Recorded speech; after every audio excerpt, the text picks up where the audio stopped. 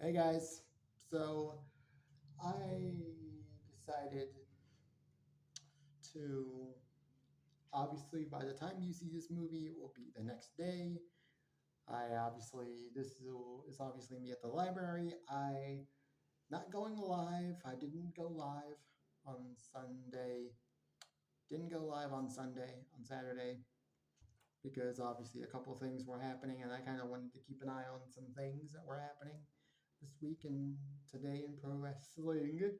But I decided, you know what, I'm gonna do a video, and it's gonna be a review video for a specific show that happened this week. And on my YouTube community tab, I did a poll. I did obviously the four main shows that I talk about: Monday Night Raw, NXT, which this week it was NXT Homecoming, so that's what I put: NXT Homecoming, AW Dynamite, and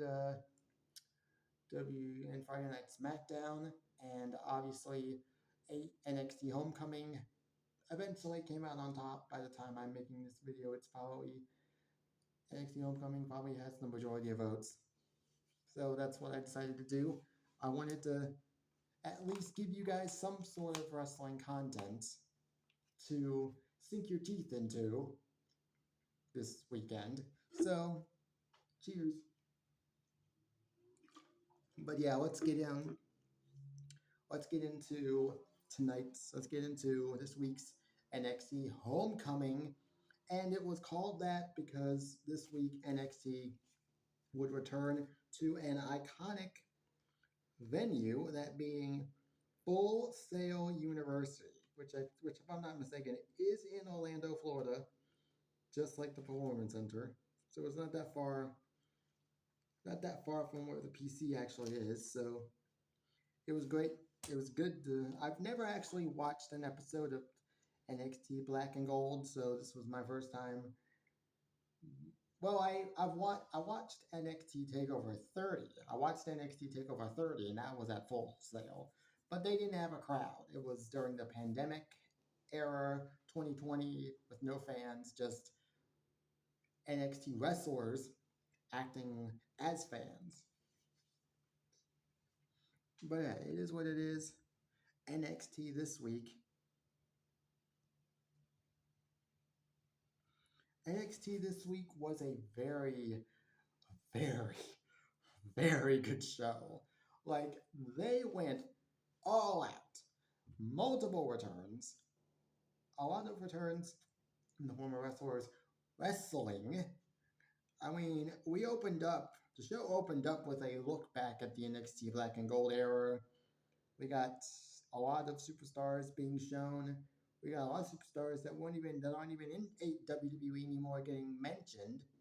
We got we saw Ember Moon. She was mentioned both, I think, by Charlotte Flair, and in this opening segment, in this opening little recap of the NXT Black and Gold era.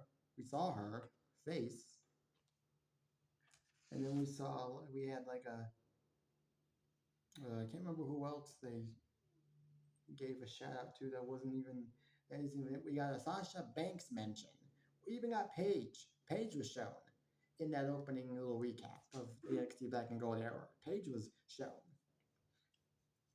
But then again, she's not actually in AEW. She's just not in WWE. But still,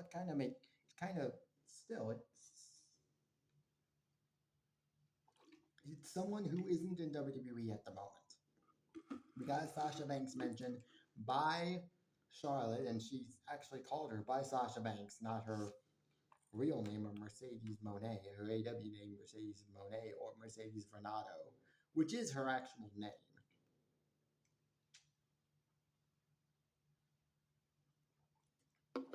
Still hard to believe that she's actually in AEW. Still hard for me to believe that. But hey, it is what it is. It is what it is. Obviously, we also got the old NXT intro. Also, we got the old NXT Black and Gold intro for this episode of NXT. But obviously, they redid it to fit in the current NXT roster. It's not like we got it's not like we got the old NXT intro with the old NXT stars. It was redone so that it would show the current NXT roster, pop up NXT talent, which I thought was pretty cool. Obviously, the show started out actually with Triple H coming out there and talking about NXT, talking about the legacy of NXT stuff. Then Shawn Michaels came out. Things started to get a little heated apparently because Triple H was like at one point started at one point told Shawn Michaels, "What's to stop me from coming back to NXT and taking things over again, taking over again, so to speak." No pun intended, because that's what their big pay-per-views were known as. They were known as takeovers. But yeah, but yeah. Then Charlotte Flair and Alexa Bliss came out, and as always, Charlotte Flair gave a shout out to a lot of the former NXT talent that came through. We even got a Carmella mention, and that one, and it's not like Carmella's somewhere else wrestling. I mean, she probably could come back at some point, mainly because her husband's on NXT. Her husband's in WWE still, so a return by Carmella is never out of the question.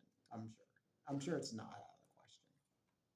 We got a Paige mention, Sasha Banks mentioned. We got Ember Moon being mentioned by Charlotte Flair. We got so many mentions of former NXT women's superstars who obviously were pivotal in NXT's black and gold days.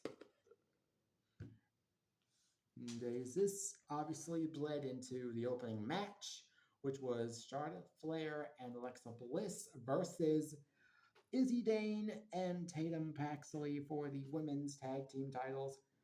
Izzy Dane and Tatum Paxley won a triple threat elimination match last week on NXT television. That led to this match being made official.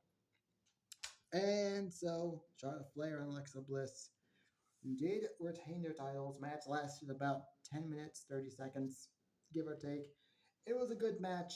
Wasn't special, but it was a good match. And congrats to the champions on retaining their titles. After this, we got the backstage segment with Saruka, Saria and Soruka. Obviously, they weren't exactly happy about losing that triple threat elimination tag team match last week, which also included Fatal Influence. And so they're not happy. They're sort of arguing. Then out comes Shayna Baszler. Out of nowhere comes Shayna Baszler, who we all know has now returned, has now been brought back by WWE, and it doesn't look like she's going to be a wrestler now. Or at least or maybe she does wrestle maybe eventually again, but this, at the right now, she looks more like she's in a producer role where she's producing matches. So hey, it's great to see her back. She obviously was there. She was there to sort of tell them, hey, what you guys got looks like real friendship. So I suggest patching this up because good friends are hard to find. Yeah. After this, we got another backstage segment, this time with Sami Zayn. Sami Zayn apparently made an appearance on the show. He obviously Javon and Josh Briggs were getting at it, getting at each other's throats. And they were arguing with each other, and then Javon Evans then eventually runs into Sammy. Sammy basically praises Javon Evans and puts him over in the best possible and that's how that ends. I think Javon Evans is definitely geared up for big things eventually. When it happens, who knows? Then we get a tag team match: Johnny Gargano and Tommaso Ciampa versus Trick Williams and Carmelo Hayes. This was a very good tag team match. lasted about 11 minutes. Lasted about 11 minutes, and The Miz, Carmelo Hayes' current tag team partner over on SmackDown, or at least his mentor of sorts, he interfered in the match, attacked Johnny Gargano with a skull crushing finale that led to Trick Williams and Carmelo Hayes being able to get the win. And so that's what it is. Lasted about 11 minutes. Good match, really good match. Congrats to Trick Meadow Game. We then got a backstage segment or backstage interview with Dark State.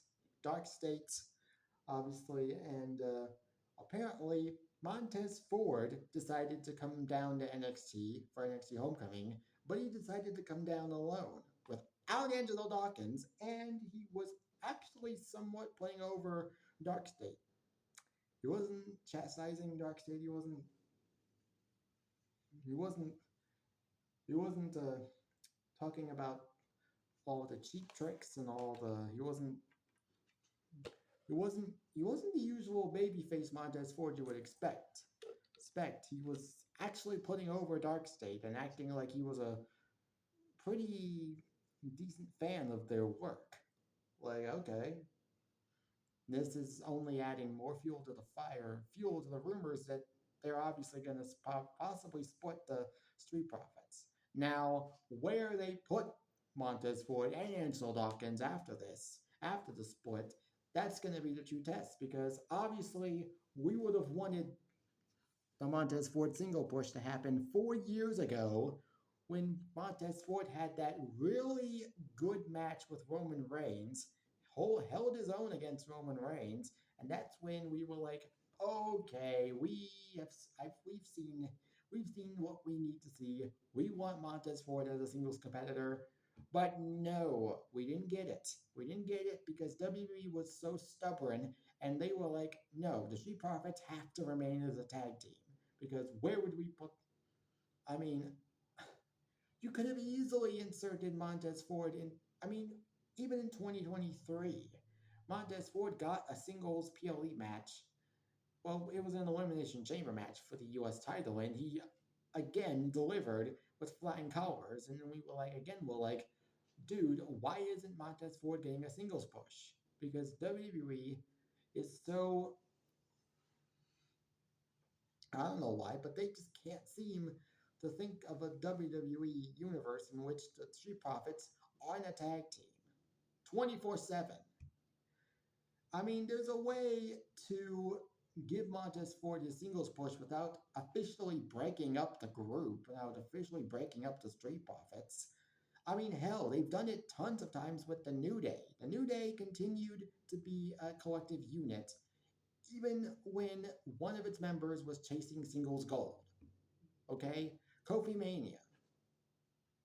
Big E winning the WWE Championship. They still kept the New Day close, even when one of its members was given a singles push.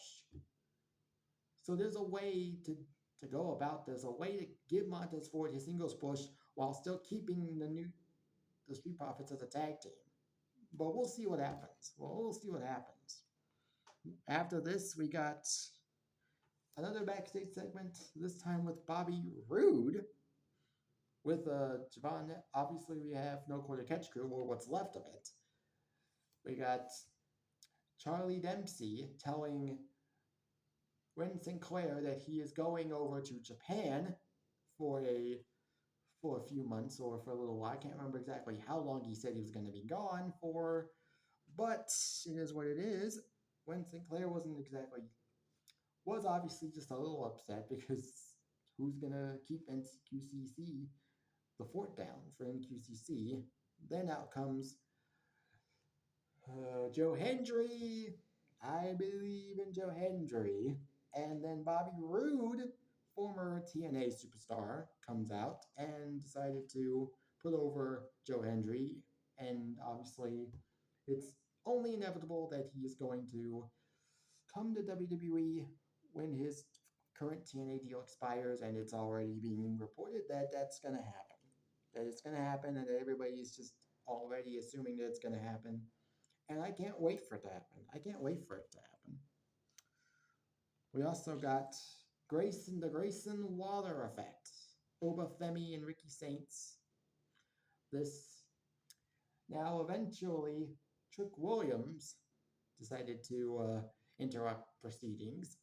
And here's the most interesting part of tonight's show of that of NXT Homecoming was that during the show, apparently Vic Joseph made light of the fact that there were at the point during the show there was apparently a whole slew of TNA superstars and personalities voicing their displeasures on X at Trick Williams being the TNA World Champion.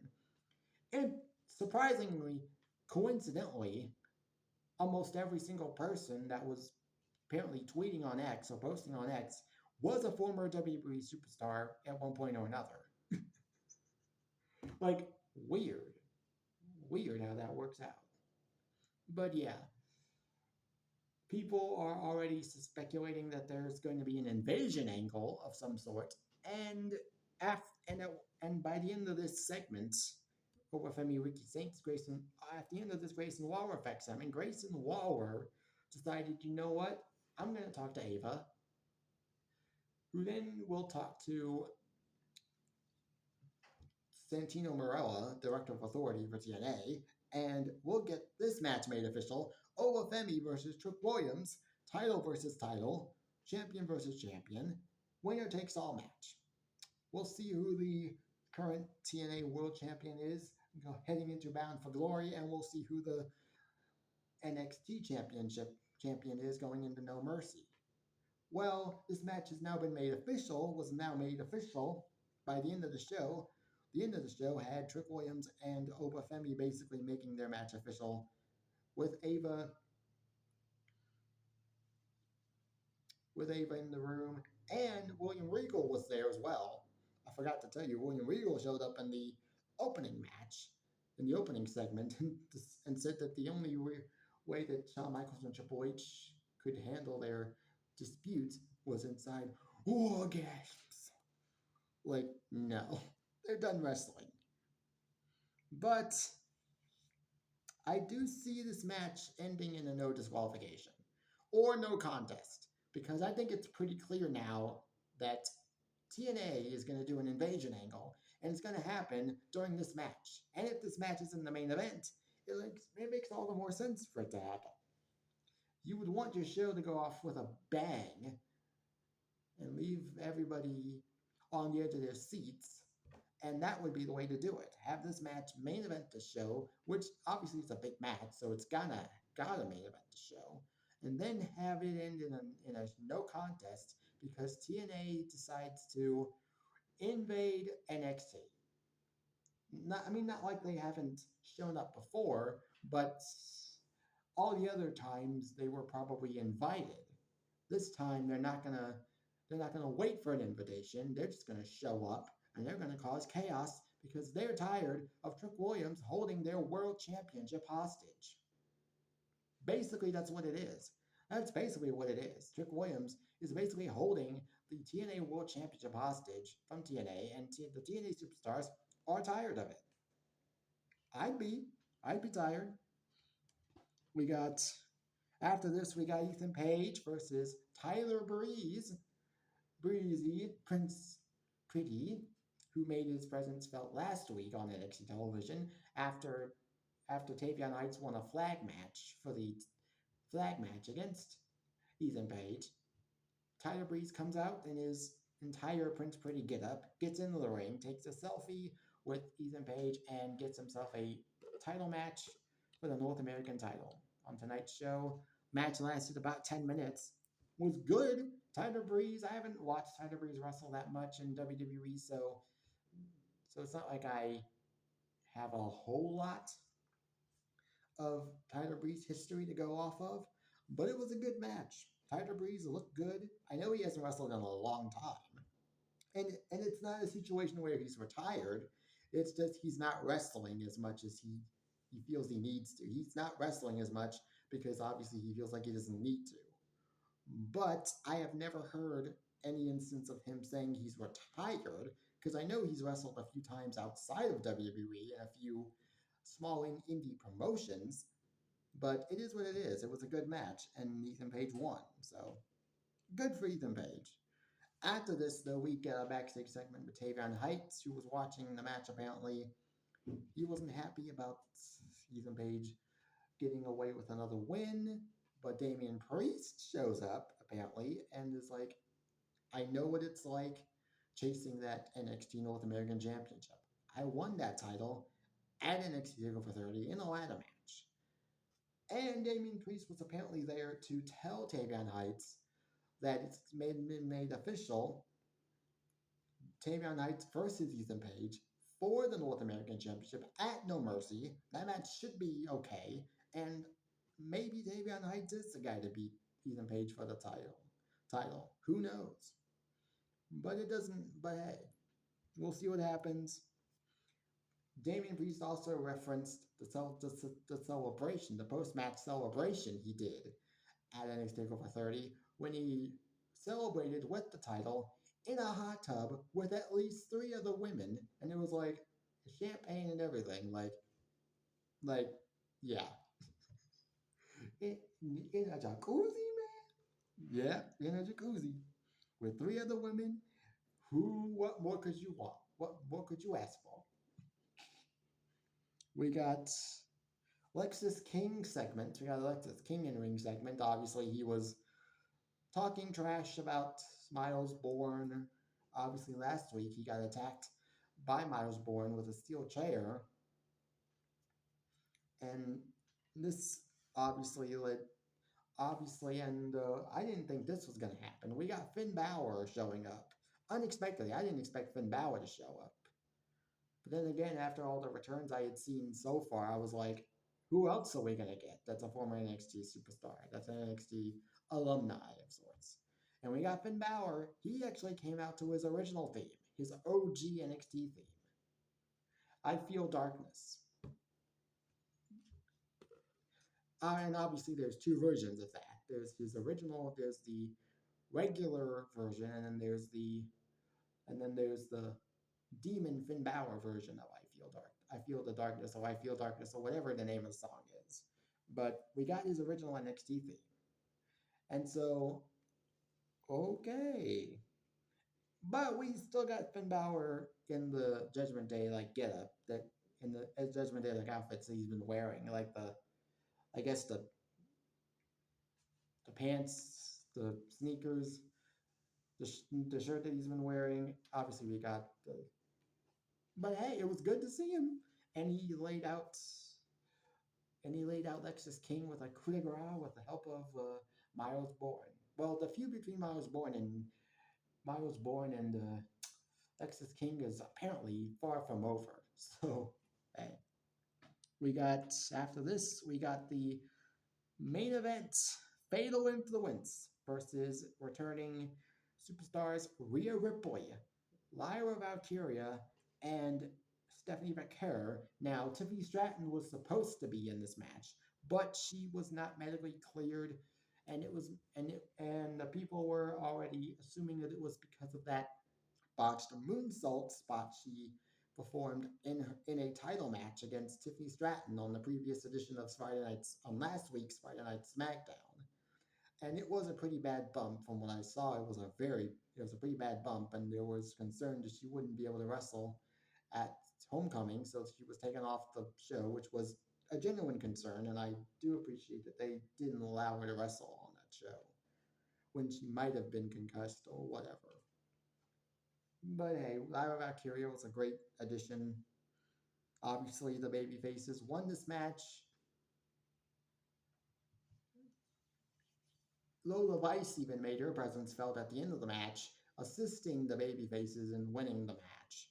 And so, hey, well, obviously, Lola Vice has got her match against JC Jane for the title at NXT No Mercy, so made sense. But hey, it is what it is. Obviously, the ending of the show saw Obafemi and Trick Williams in Ava's office alongside William Regal and NXT officials, obviously making this match between the two of them official. Ava was checking was on her phone, potentially checking X, and was seeing all the posts potentially from the TNA superstars. William Regal basically said, "Yeah, you've got yourself a bit of a problem on your hands." Probably mentioning, probably referencing the TNA superstars who are not happy about Trick Williams being their world champion, which they have every right to be upset. And that is the end. That was the end of the show. And hey, this was a very, very, very good episode of NXT. Just let me rephrase that. Let me say it again. I, so nice, I had to say it twice. I would rate it an 8 out of 10, maybe even 8.5 out of 10.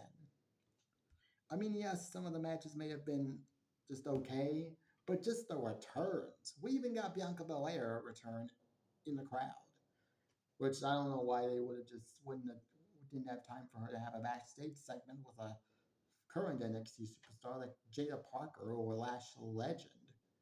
But who knows? We'll see. But hey, this was a great episode of NXT. NXT, and so obviously this video is now done. I'm done with this video. I will see you guys next Saturday for a new live stream. Hopefully nothing. Hopefully nothing is happening on that day that is going to make me want to not go live. But hey, see you guys later, and until next time, peace out, guys.